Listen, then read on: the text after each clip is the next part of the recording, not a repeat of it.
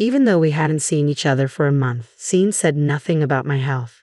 Instead, he simply demanded a divorce. I want a divorce from a wife who neither does household chores nor works. Don't expect any share of the property, he said with a smirk. Jessica stood beside him, grinning and clinging to his arm. All right, a divorce it is, I replied calmly. Scene looked surprised, but then he and Jessica exchanged smiles. Thankfully, Scene's thoughtless nature worked to my advantage, allowing my plan to proceed smoothly. After the divorce, I began executing my revenge plan against them. By the time it was complete, my health should have improved, and their regretful faces would be my victory. I'm Sophie, 47 years old, an illustrator and picture book author. Drawing has always been my passion. I have 2 childhood friends, Sean and Jessica, both very important to me. Sean is also my husband. It all started after high school when I was the only one who went to a different university. That's when Sean asked me out. I had always thought he had feelings for Jessica, so his confession took me by surprise. I was secretly in love with him, so I was overjoyed. Before starting our relationship, I consulted Jessica. She had always been somewhat of a troublemaker, often coveting what belonged to others and causing issues which worried her parents. Despite this, Sean and I tried to include her in our lives as much as possible. I married Sean at 25, but 4 years later, Jessica suddenly introduced her fiancé Matt. He was a well-mannered man who quickly became close with us. We spent holidays together, enjoying trips and discovering our favorite drinks. I thought our relationship was solid, but about 2 years after Jessica and Matt's marriage, things began to deteriorate. The trouble started when Jessica became pregnant. Sean and I had decided not to have children. We liked kids but preferred to focus on our hobbies, such as drinking and traveling. We admired families with children but were content without them. However, Sean's behavior changed dramatically after learning about Jessica's pregnancy. He quit smoking, which he had stubbornly refused to do for my sake, just because Jessica mentioned the smell.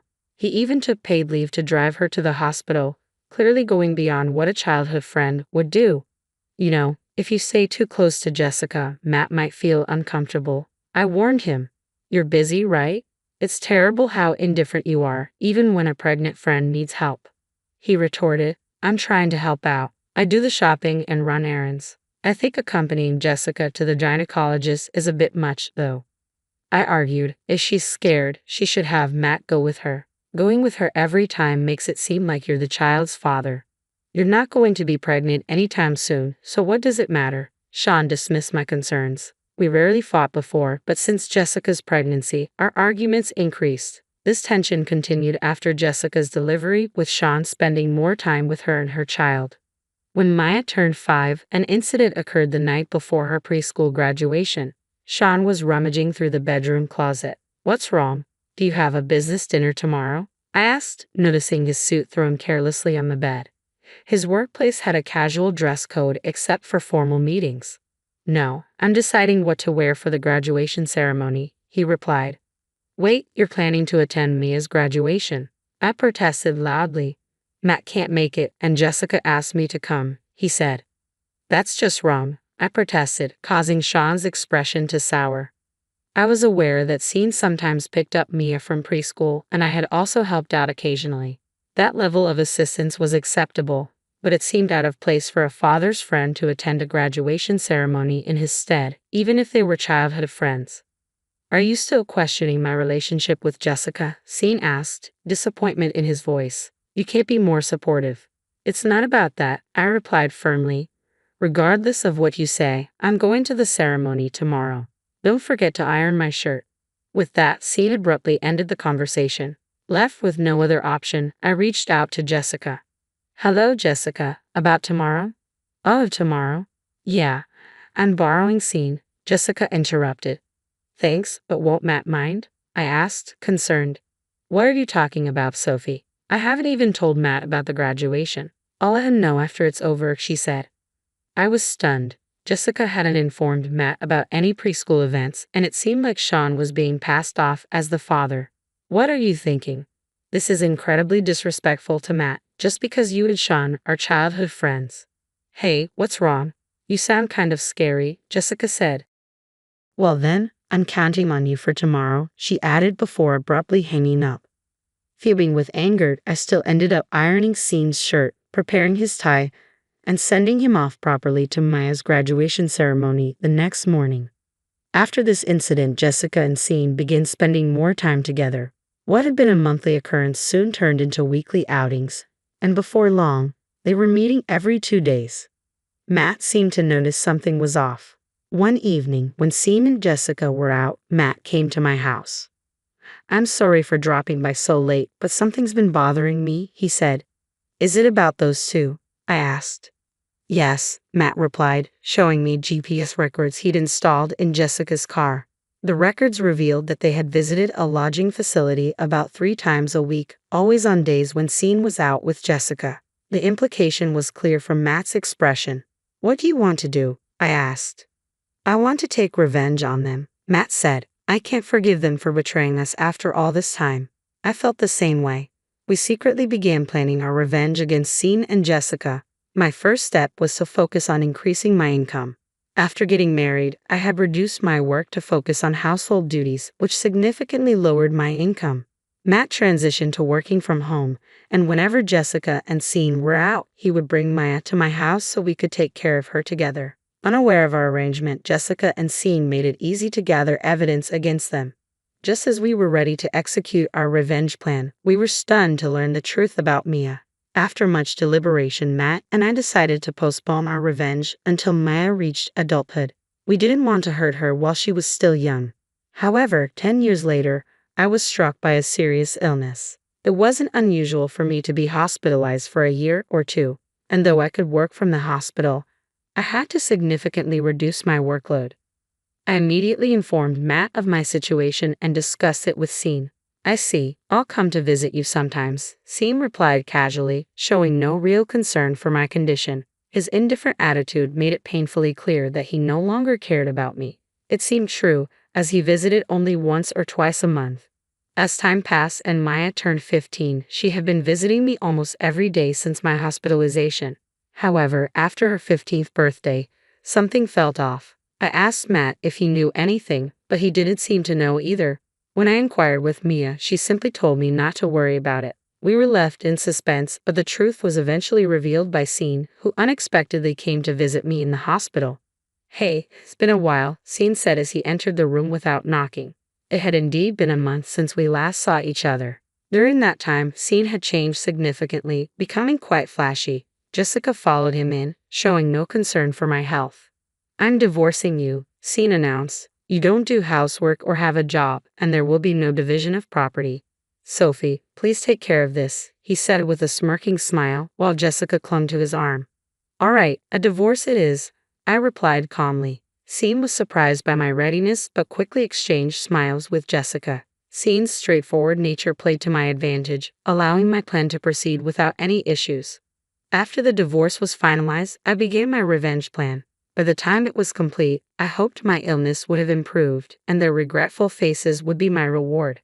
I called Matt to inform him of my transfer to another hospital and that a lawyer would handle any dealings with Scene and Jessica. Matt moved closer to my new hospital and continued bringing Maya to visit me regularly. Despite Mia's sadness, her daily visits brought me immense joy. Meanwhile, I instructed Jan to dispose of the belongings I had left behind in my house. I had already moved all my personal belongings to the hospital room and wanted to ensure that nothing was touched by Scene or Jessica. After settling into my new hospital and Matt's relocation, I received a call from Scene. Despite only being away from my room for a few minutes, I found 30 missed calls on my smartphone. Annoyed, I answered when the phone rang again. "Yes, what is it?" I said. "Hey, what the heck is going on?" Scene's voice was agitated, and I could hear a confused real estate agent and Jessica yelling in the background. My mood darkened further. "What do you mean? What's going on?" I replied. "The house.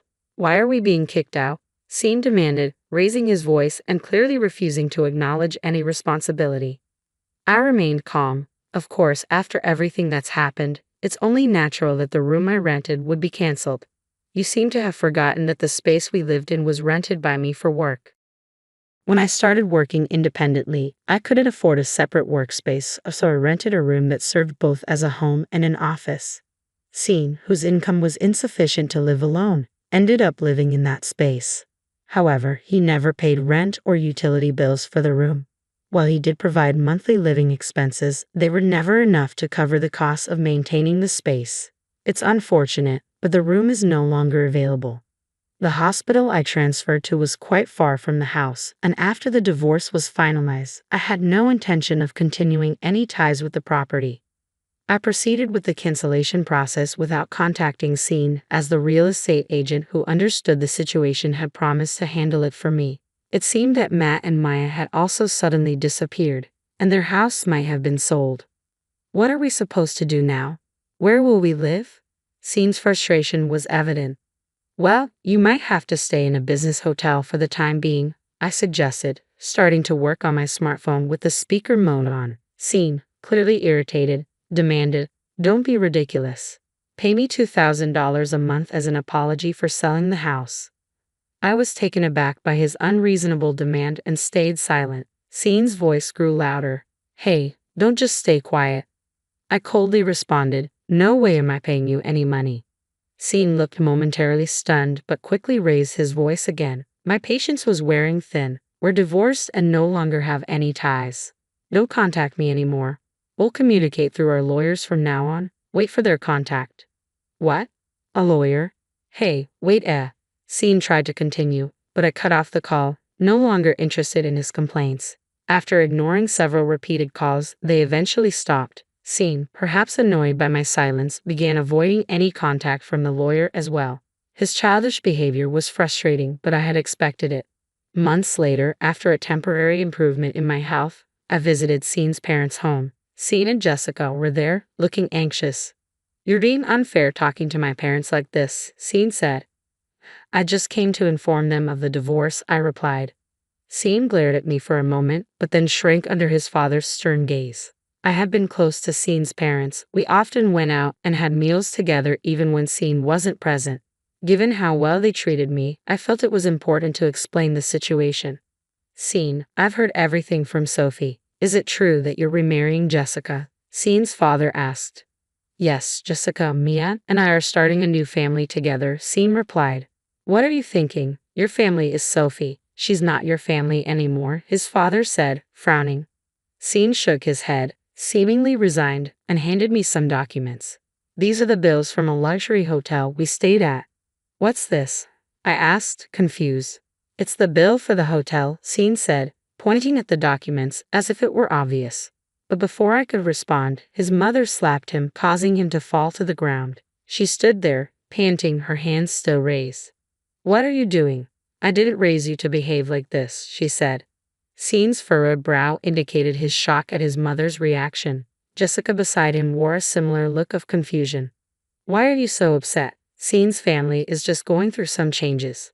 Plus, you're getting a grandchild related by blood. Aren't you happy about that?" "Related by blood? You can't be serious," I replied, staring at Jessica in disbelief.